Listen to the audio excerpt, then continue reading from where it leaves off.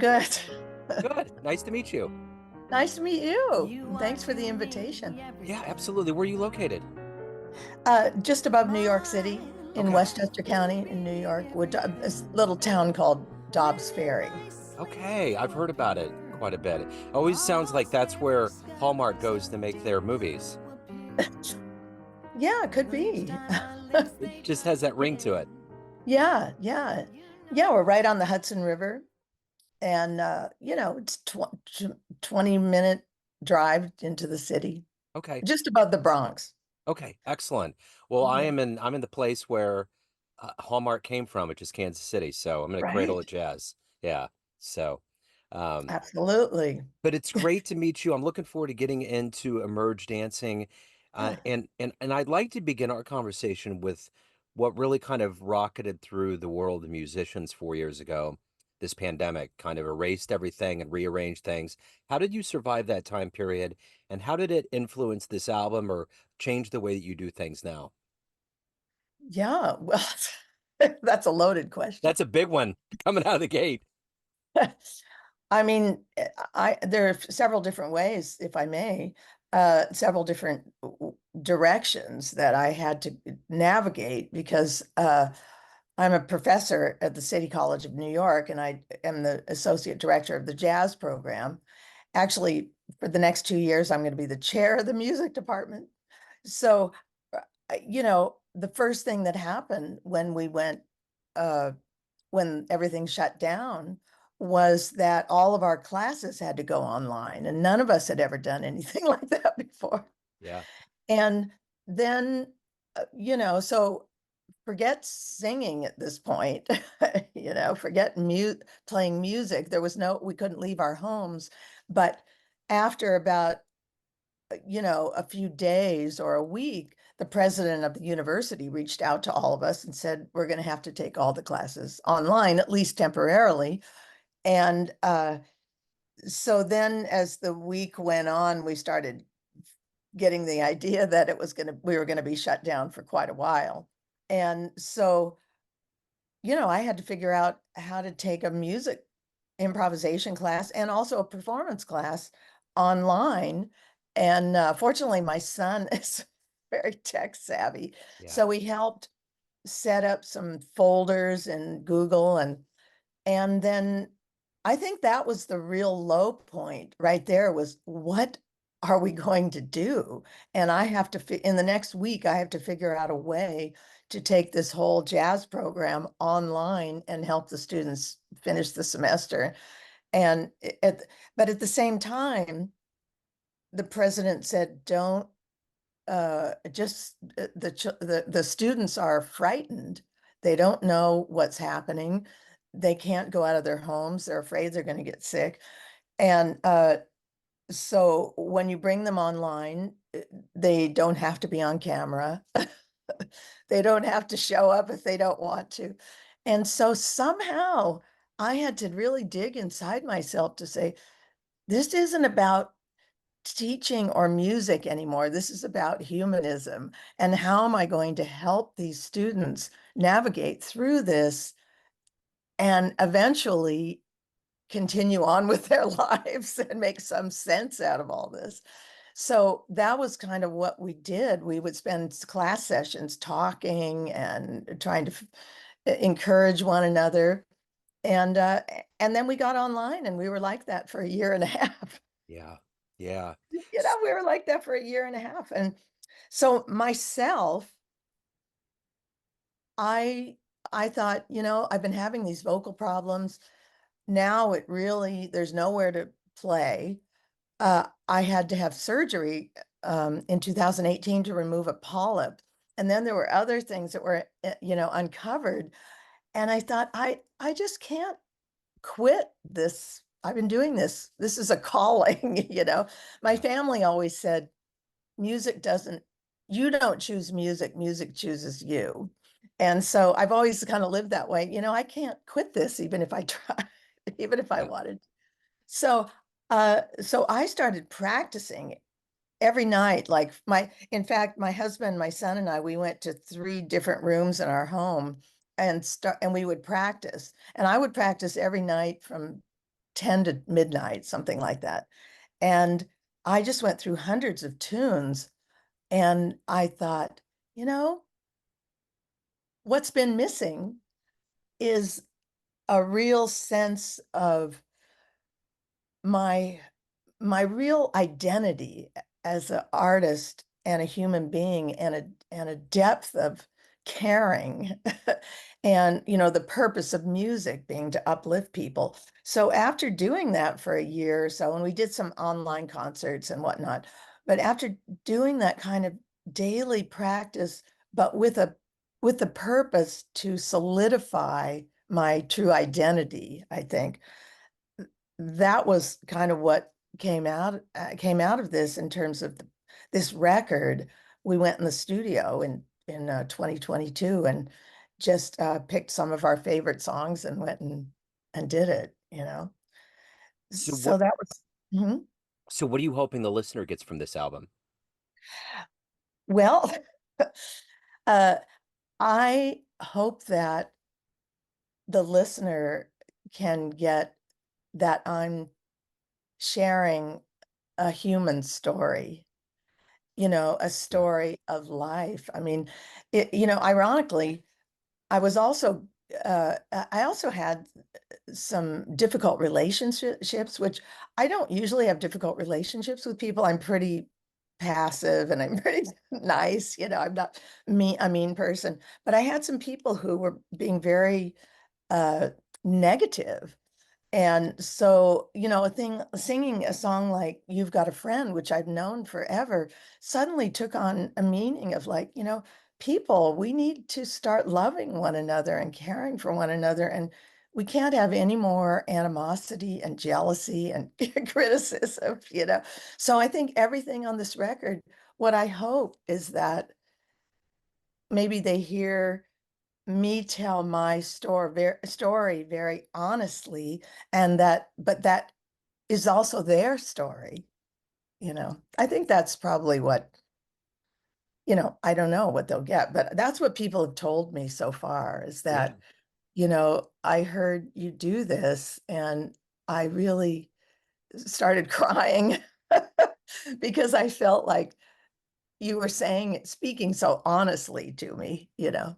Yeah. So take me back to the beginning of your life. Where were you born and raised, and how did music and more specifically jazz become your focal point in your career? Mm. I was born in Oakland, California, and into a family of artists and musicians. My aunt and uncle were jazz musicians in Los Angeles. My mother was an amateur singer, jazz singer, and I grew up around jazz. And all of my aunt and uncle and my mom, all of the offspring are artists and musicians, and all of our offspring are artists and musicians. So it's a pretty long line. And I started piano lessons when I was 8, and then classical piano lessons. Uh, I just want to add this from a gentleman who had moved into our neighborhood in Montclair, which is in the Oakland Hills, and he was actually a student of Franz Liszt. So it was this incredible, line, this lineage, this pedigree kind of that came down. And so he trained me as a classical pianist and all the way up through high school. And then I did my bachelor's and master's in classical piano at San Francisco State. And somewhere in there, I injured my hand, my right hand, over practicing. And I had to start thinking about whether or not I was going to pursue that, because I started having difficulties with this hand. And it was before the time of computers, so it was carpal tunnel was not a thing yet. And so I started singing, because that was natural. And then uh, because I'd grown up in a jazz family, it was just natural. I went into jazz, but also because I had all this piano training, I decided that I would figure out how to improvise like a horn. And so that was what I set out to do at that point. And I finished my master's, but uh, and I taught piano for a long time, but I didn't pursue piano as my main focus. I started singing. So I would transcribe, Freddie Hubbard solos, John Coltrane and Charlie Parker. And I would transcribe and then sing all this language and write out my own solos. And then eventually it got, it kind of uh, is frustrating because singers don't have the valves or the keys, but because I played piano, I think I always visualized the piano. And I just was determined that I was going to live the rest of my life being able to improvise like a Freddie Hubbard or somebody, I just kept it in my mind that that was what I was going to do and sort of fought through any physical limitations that I might have. And so that's where it went. And then I started working around San Francisco, and I taught at a couple of universities, taught at UC Berkeley, taught at Sonoma State, and I worked gigs for many, many years out there. And then in 2005, I just, for a long time, my husband Jeff and I had wanted to move to New York. And so I'm a Buddhist, as I said, and all right, I think I said that, but I just determined, and I thought, to really fulfill the next part of my life and my mission, I need to go to New York. So this job opened up at City College in 2005, and we were able to go. And our son at that point was in sixth grade, and so he's a New Yorker, basically. Yeah. Yeah. So take me back to your beginnings. I want to know, what was the first live jazz show you saw that blew you away? Oh yeah. Uh, well, that's hard to say. Uh, I think I'm trying to think exactly because my mother played the jazz station, K Jazz at that time Yeah. in the Bay Area, 24/7. It was going all night long, So I always heard that, but I'm trying to think when I believe when I was 12, we went to Basin Street West and saw Errol Garner. And actually, Errol Garner was a friend of our family. So he came to dinner and then he says, "Can you play for me?" I was 12. So I played some Schumann. And of course, he couldn't read music. He couldn't, that's true. He couldn't read music. So he's like, "Oh, if I could read like that." So even though I was 12, I asked him if he could play Misty, because I knew all that music. So he sat down at the piano and played Misty. And then we drove him over to Basin Street West in San Francisco. And I heard that, and that was pretty amazing. Yeah, I would say That was so. pretty. So what do you like the best about being a professional musician? What is it that gets you up and moving and looking forward to this every day? Oh, that's a good question. Yeah, Because it's so hard, right? right. Um, I get up and I look forward to growing, as an artist. Of course, all the business is really hard. Now, this is great, talking to people is great. But booking gigs and trying to, market the CD, all that stuff is difficult. But I think when I get up in the morning, I think, okay, what am I going to do today to advance? So that's a lot. Either it's, I'm writing an improv book for my classes, so I have to work on that. And then I just love practicing. And I love writing, I want to start writing more music myself also. But I love practicing, and I look forward to performing more. So I just booked something today, which was good. So I think as an independent artist, we all have to get up in the morning, and rather than look on the dim side, to say, what am I going to do today? Can I do one thing that's going to advance me? And I think in the end, I just love performing jazz because, uh, and maybe that's part of the practicing too, because I never just practice to learn a tune. I'm always improvising. I'm always practicing improvising, taking solo scat choruses and whatnot. And to me, that is what makes jazz so amazing, to stand up in front of an audience and work things out in front of them. Yeah. And they see you working it out, and then you end up in the right place. It's so, to me, that is incredible. Yeah. So, you'd mentioned Errol, and you've been around a lot of players throughout your career.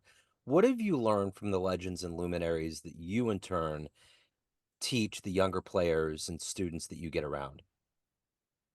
Yeah, there's a lot. Uh, I think seeing Errol, well, first of all, when he said to me, when he said if I could just read like that, I mean, he validated my ability somehow. And that I learned is we have to validate our students' ability. We can't just critique them all the time, because one word of encouragement will last for a lifetime. So I think that validation from Errol really set me on a path. And then many musicians. I happen to be someone who looks, I take in input. I seek a lot from people. I don't usually just blow people off when they give me encouragement. I usually try to think about it and see how I can incorporate it. So one thing that Elvin Jones told me when because I recorded the Love Supreme, with lyrics, or I was about to at that point, and I talked to Elvin Jones, and he said I was apprehensive because it was very difficult to get permission from the Coltrane's. Uh, and he looked me right in the eye and he said, if you feel you must do it, then you must do it. And that was like, what more can you do? You just have to go after your dream and keep doing it. And I remember when I walked out of that club, he screamed across the room and said, now you do as I say. And then so I share that with the students. I share that spirit. And another one that is big for me is Wayne Shorter, because Wayne talks about, play what you wish for, play what you wish the world to be. And he also talks about working things out and expressing your vulnerability in front of an audience when you're improvising. So I try to share that. What you can, I think, summarize from the kind of input I've gotten is that we need to, I personally have been encouraged to just go for it Yeah. and to keep evolving into the kind of person who can just be free and spontaneous in front of an audience. And so I try to share that with students. Quite opposite from that, recently I saw um, Hubert Laws.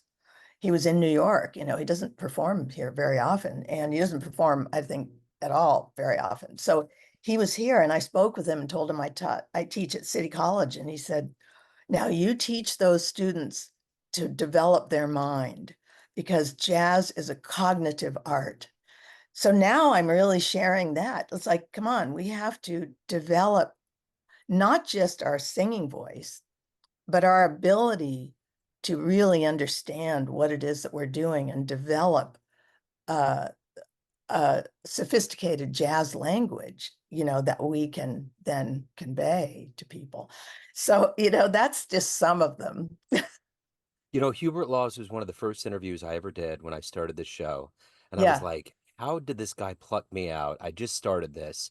He was so good to me. He had so many good anecdotes. And the Mm. plug that he gave me for my show is the best one I've ever had. And the word cognition was in it. So all of it's going full circle now in my head. It's a Yeah. big deal for him. Well, and for singers, singers will fight that. You might know how to print that, but singers will fight that all the way, that it's my voice, it's my sound that really is important. It's my heart. But in jazz, there is the cognitive side. Yeah. And to really master the art of jazz improvisation, there's a lot of work involved. So that's what my improv book is about, addressing how to connect chord changes and whatnot. So why do you love jazz? For that reason, to well, for improvisation, Yeah. for really being able to improvise. But again, the improvisation is a deep study.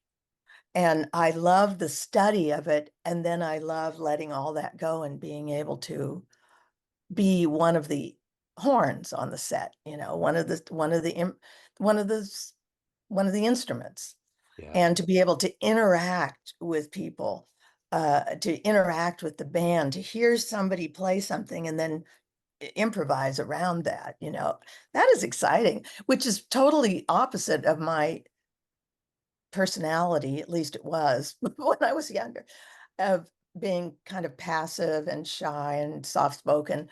But I just it kind of goes against that a little bit for me. I'll just go all the way out on a limb, and I don't care. And so that's why I love jazz. And I think I don't know if you've listened much to all of Herbie Hancock's latest discussions about the uh, International Jazz Day, and the jazz becoming a global music. And really, he talks a lot about never judging. It's a true the jazz band is a true democracy. Yeah. It's like no judgment. Don't judge yourself, don't judge the others. Play it together in harmony and interact with one another. And at the same time, develop an understanding with one another. Yeah. And ever since I started thinking about, honestly, this just happened like maybe last year or so. I had really started thinking about the jazz improvisation. Jazz is the only music that has this, right? This incredible improvisation that is deep, harmonic, with a real everybody's got their own language that they've evolved, between Coltrane and Mike Brecker. I mean, they're coming out of the same place, but completely different. And so in thinking about the fact that this this is something that we can bring the audience